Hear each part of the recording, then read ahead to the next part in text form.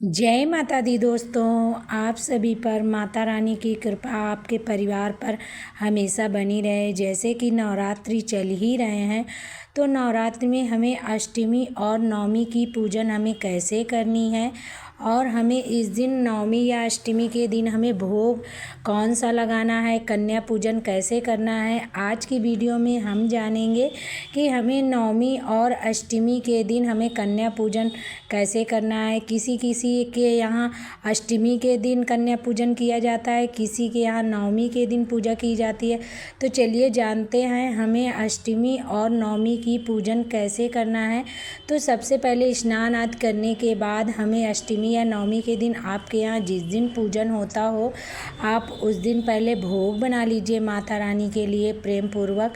इसके बाद हम आ जाते हैं चौकी में। चौकी के पास हमें चौकी में हमने जो कल शाम को हमने पूजा जो की थी, हमने पुष्प चढ़ाया था, भोग चढ़ाया था, हम वो पहले निकाल देंगे प्रेम पूर्वक। और हमने जो मालाएं माता रानी को चढ़ाई हैं या हमने जो जो वस्तुएं कल शाम को हमने चढ़ाया है माता जी को वो हम सुबह निकाल देंगे। और हमें ये अष्टमी के दिन आपके यहाँ पूजा होती हो तो आप कन्या पूजन करते हैं तो उसके पहले हमें ये पूजन करना होता है। कन्याओं के पूजन के पहले हमें माता जी का पूजन हवन करना होता है। फिर हम उसके बाद हमने जो जो फूल है, अक्षत हैं, जो हमने चढ़ाए थे माता रानी को वो हम इस तरह से हम साफ कर देंगे। इसके बाद फिर हम माता रानी के समीप बैठकर जो हम जैसे हमने व्रत किया है या आपने व्रत नहीं किया है सिर्फ पूजन कर रहे हैं, बहुत से लोग व्रत करते हैं, बहुत से लोग ऐसे ही कलश स्थापना भी करके पूजन करते हैं 9 दिन शादी से।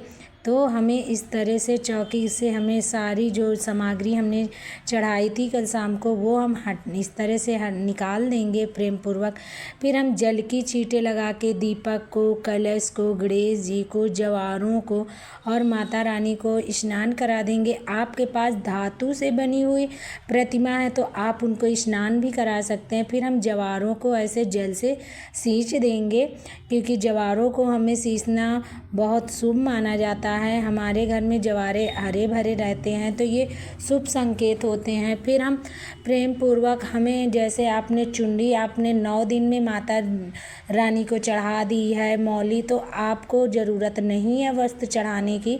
आपने नहीं चढ़ाए हैं तो यथासंभव आपके पास जैसे चुनरी है या मौली है जो भी आपके पास है प्रेम पूर्वक आप वो अर्पण करें। फिर साथ ही में हमें सिंदूर से और रोली और हल्दी से माता रानी को टीका करना है, कलश में तिलक करना है, जवारों में टीका करना है, दीपक में फिर हमें अक्षत लगा देने हैं।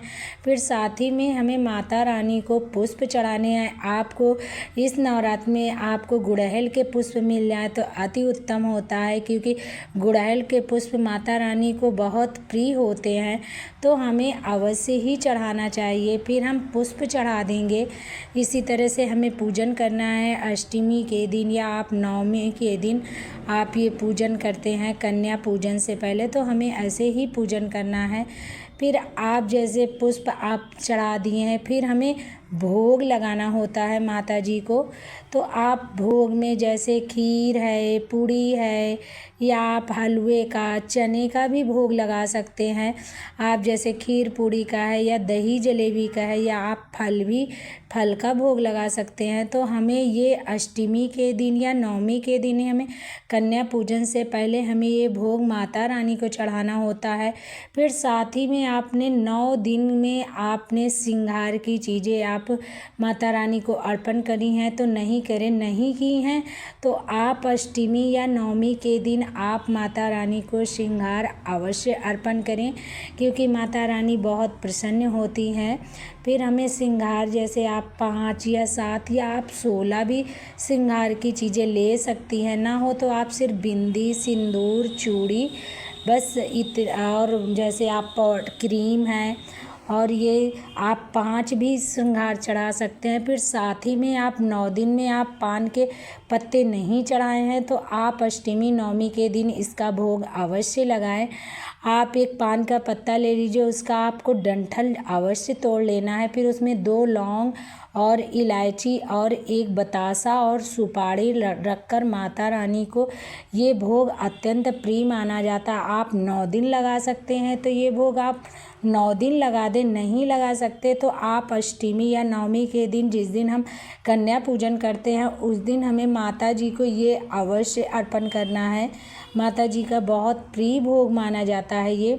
फिर साथ ही में हमें अष्टमी के दिन या नवमी के दिन, जिस दिन हम कन्या पूजन करते हैं, तो हमें हवन अवश्य करना होता है। आप प्रतिदिन छोटा सा हवन करते हैं तो आप अवश्य ही करें, फिर नहीं तो आप उस दिन तो पूरे हवन ही किए जाते हैं जिस दिन हम 9 देवियों का हवन करते हैं।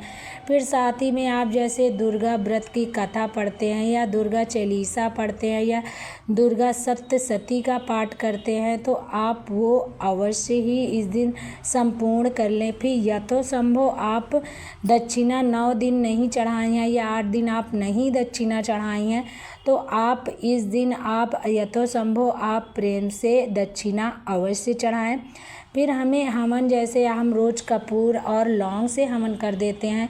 फिर इस दिन हमें हवन अष्टमी के दिन या नवमी के दिन आप गैस पर ये उपले गरम कर सकते हैं, जला सकते हैं। फिर उसके बाद हमें हवन करना है या आप अलग से इस दिन, क्योंकि संपूर्ण दिन होते हैं, 9 देवियों के हमें हवन किए जाते हैं, तो हमने जो भी भोग में चढ़ाया है वो अवश्य हम भोग चढ़ाएं हवन करेंगे, क्योंकि जो हम हवन में भोग चढ़ाते हैं वो शीघ्र माता जी को अवश्य मिलता है, प्रदान होता है। तो हमें हवन में आहुतियाँ अवश्य देनी है और हमें 9 बार आहुतियाँ देनी है 9 देवियों की। आप प्रतिदिन हवन करते हैं तो भी और नहीं करते तो भी आप लास्ट दिन आप अवश्य हवन करें।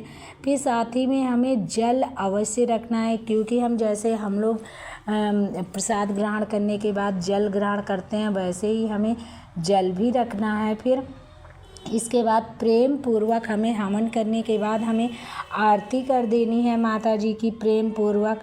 और आरती हमें जैसे आती है जो भी माता जी की, हमें अवश्य उस दिन बोलना है। गौरी गणेश जी की आरती करनी है उस दिन, हमें 9 देवियों की आरती करनी है। तो आप जैसे ओम जय अम्बे गौरी, आप ये वाली आरती अवश्य करें तो आपको ये 9 देवियों की आरती हो जाती है। इस तरह से हमारी नवमी और अष्टमी की पूजा संपन्न हो जाएगी। फिर हमने जो भोग प्रसाद चढ़ाया है या आपने जो सामग्रियाँ जैसे कन्याओं को देने के लिए लाई हैं तो वो भी इसमें अवश्य रखें। कन्याओं को देने के लिए उनके जो भी जैसे जो भी उनको पसंदीदा गिफ्ट होते हैं वो अवश्य कन्याओं को इस दिन दीजिए। फिर हमने जो माता जी को भोग लगाया, ये भोग हम जो कन्याओं को भोग जैसे कन्याएं खिलाएंगे तो हमें खीर में जैसे हमें प्रसाद मिला देना है, पूड़ियों के साथ हमें पूड़ी रख देनी है। माता जी के पास जो हमने भोग लगाया है ये भोग ले जाके हम कन्याओं को जब ग्रहण करवाएंगे तो हमें उसी में मिलाकर कन्याओं को भोग ग्रहण करवाना है। फिर कन्याओं को हमें जैसे आपके घर में कन्याएं आती हैं तो उनका प्रेम पूर्वक टीका करें या पूजन करें।